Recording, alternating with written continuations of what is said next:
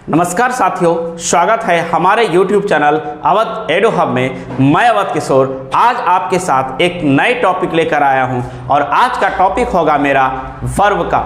क्या आप जानते हैं वर्ब क्या है, वर्ब का कितना इम्पोर्टेंस है इंग्लिश में? अगर आपको वर्ब की जानकारी नहीं होगी तो आप इंग्लिश को छू भी नहीं पाएंगे। वर्ब को इंग्लिश के रीढ़ की हड्डी कही जाती है। तो आज आपके सामने मैं वर्ब का ऐसे टॉपिक लेकर आया हूं जो शायद आप कभी नहीं पढ़े होंगे, मैं इसका दावा करता हूं। तो चलिए वर्ब क्या है उसको स्टार्ट करते हैं। लेकिन अगर आप मेरे चैनल पर नए हैं तो आप मेरे चैनल को जरूर सब्सक्राइब करिए और मेरे वीडियोस को लाइक करिए। तो चलिए हम सेशन को स्टार्ट करते हैं।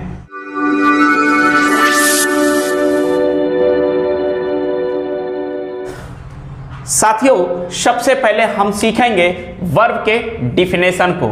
जिस प्रकार आप हिंदी में जानते हैं वर्ब का हिंदी होता है क्रिया। हम क्रिया का डिफिनेशन पढ़ते हैं कि क्रिया क्या है और क्रिया के बारे में जानते हैं। आपको हिंदी में पढ़ाया गया होगा वर्ब क्या है, कि वर्ब वह शब्द है, यानी क्रिया उस शब्द को कहते हैं जिससे किसी काम का करना या होना समझा जाता है। तो उसी प्रकार इंग्लिश में भी इसका डिफिनेशन होता है, the verb is a word, यानी क्रिया। वर्ब वह वर्ड है यूज्ड टू एक्सप्रेस, क्या एक्सप्रेस करता है? तो सम एक्शन, किसी कार्य को एक्सप्रेस करता है। एक्शन का अर्थ कार्य होता है। फीलिंग्स, जो आपके फीलिंग्स होते हैं, इमोशन होते हैं, उसको ये एक्सप्रेस करता है। यहाँ मैंने एक शब्द जोड़ा लिंक। जब लिंकिंग वर्ब पढ़ेंगे वहाँ इसकी संपूर्ण जानकारी मैं आपको दूंगा। फिलहाल लिंक का मतलब होता है जोड़ना, ये किसी को जोड़ता है। एग्जिस्टेंस, किसी की स्थिति को बताता है, उसे हम वर्ब कहते हैं। तो साधारण शब्दों में अगर देखा जाए तो कह सकते हैं वर्ब वह शब्द है जो कार्य को, फीलिंग्स को, लिंक को और एग्जिस्टेंस को बताता है। तो देखिए अब हम आते हैं टाइप्स ऑफ वर्ब, जिसका आपको क्यूरियोसिटी होगी क्या होता है टाइप्स ऑफ वर्ब, कितने टाइप्स के वर्ब होते हैं। तो यहाँ मैंने आपको 12 टाइप्स बताया है। तो क्या आपने 12 टाइप्स पढ़ा है? अगर नहीं पढ़ा है तो आप कमेंट्स में लिखिए। तो चलिए हम अब स्टार्ट करते हैं इसके टाइप्स को। पहला टाइप्स होता है मेन वर्ब। जैसे आप कह सकते हैं कि मेन वर्ब क्या होता है, सब पढ़ा होता है। मेन वर्ब क्या है तो मैं आपको बता दूं। मेन वर्ब, जैसे हम बोलते हैं रीड, ये मेन वर्ब है। जैसे हम बोलते हैं ड्रिंक, ये मेन वर्ब है।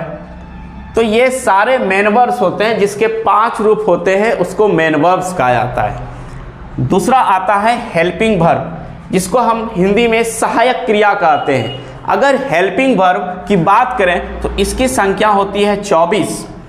ये वर्ब होते हैं is, am, are, was, were. जिस प्रकार आप हेल्पिंग वर्ब, इसको हम ऑक्सिलरीज वर्ब भी कहते हैं या मॉडल ऑक्सिलरीज कहते हैं। तो वहाँ पर is, am, are, was, were, can, could, may, might, should, would, ये सारे हेल्पिंग वर्ब हैं। यहाँ तक आपको समझ में आया? तो देखिए नेक्स्ट क्या है। नेक्स्ट है फाइनाइट वर्ब। फाइनाइट वर्ब किसे कहते हैं? तो आप देखेंगे फाइनाइट वर्ब वो वर्ब होता है जिसका सब्जेक्ट से रिलेशन होता है। अगर सब्जेक्ट बदलता है या टेंस बदलता है तो वर्ब भी बदलते हैं, तो उसको हम कहते हैं फाइनाइट वर्ब। अगर आपने मॉडल ऑक्सिलरीज के बारे में नहीं पढ़ा है तो इस वीडियो के बाद आप हमारे डिस्क्रिप्शन में लिंक दिया गया है, आप वहां से जाइए और एक एक मॉडल को मैंने अच्छे से डिस्क्राइब किया है, आप उसको ज़रूर देख लीजिए।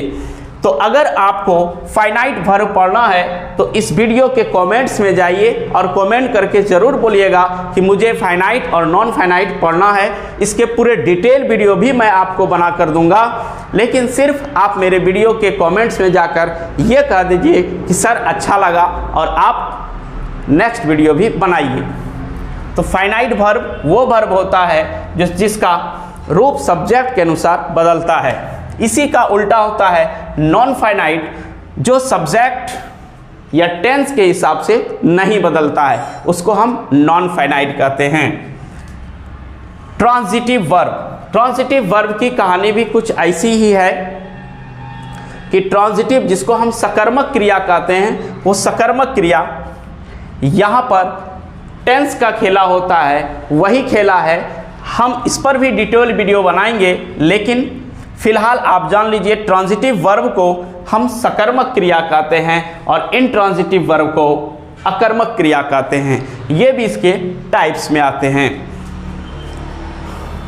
स्टेटिव वर्ब क्या होता है? स्टेटिव वर्ब ऐसे वर्ब हैं जो अपना स्थिति को परिवर्तन नहीं करता है, उसको हम कहते हैं स्टेटिव वर्ब। इसी के जस्ट बाद मैंने लिखा है डायनेमिक वर्ब। डायनेमिक वर्ब ऐसे वर्ब होते हैं जो अपने रूप को परिवर्तित करता है। डायनेमिक का अर्थ ही होता है परिवर्तनशील।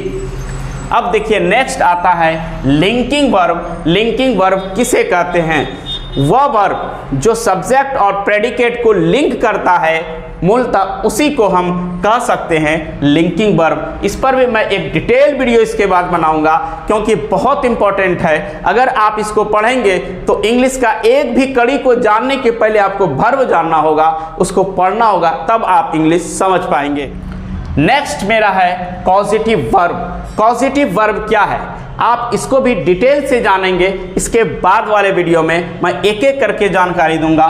फिलहाल रेगुलर वर्ब। रेगुलर वर्ब क्या होता है? तो रेगुलर वर्ब ऐसे वर्ब होते हैं जिस पर हम ईडी का प्रभाव पड़ता है। अब ईडी क्या है? जब आप V1 से लेकर V5 तक पढ़ते हैं तो वहाँ पर जब V2 और V3 का प्रयोग करते हैं तो उसमें ईडी लगाते हैं या IED लगाते हैं या डी लगाते हैं, या मूलतः आप कह सकते हैं ईडी।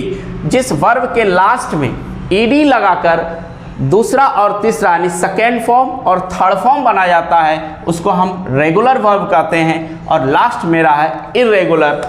यह ऐसे वर्ब होते हैं जिस पर ईडी का प्रभाव नहीं पड़ता है, तो उसको हम कह सकते हैं ये हुआ इर्रेगुलर वर्ब। तो साथियों, यह वीडियो मेरा वर्ब का पहला वीडियो है। अगर आपको अच्छा लगा हो तो आप मेरे वीडियो को लाइक करिए और कमेंट्स में ज़रूर बोलिए कि इसके आगे वाला वीडियो अगर आपको चाहिए तो लिखिए, सर मुझे आगे भी बताइए। और मैं इसके बाद एक एक वर्ब को, मेन वर्ब को, ऐसे मैं हेल्पिंग वर्ब का वीडियो पहले बना चुका हूं, और उसके बाद फाइनाइट है, नॉन फाइनाइट है, ट्रांजिटिव है, इंट्रांजिटिव है, स्टेटिव है, डायनेमिक है, सारे वर्ब की जानकारी दूंगा। इसके बाद एक एक करके इसी पर मैं अब वीडियो बनाऊंगा। तो साथियों, आज के लिए इतना ही। आप अपने व्यक्तित्व का निर्माण इस तरह करिए कि आपके व्यक्तित्व के आलोक से पूरा संसार आलोकित हो।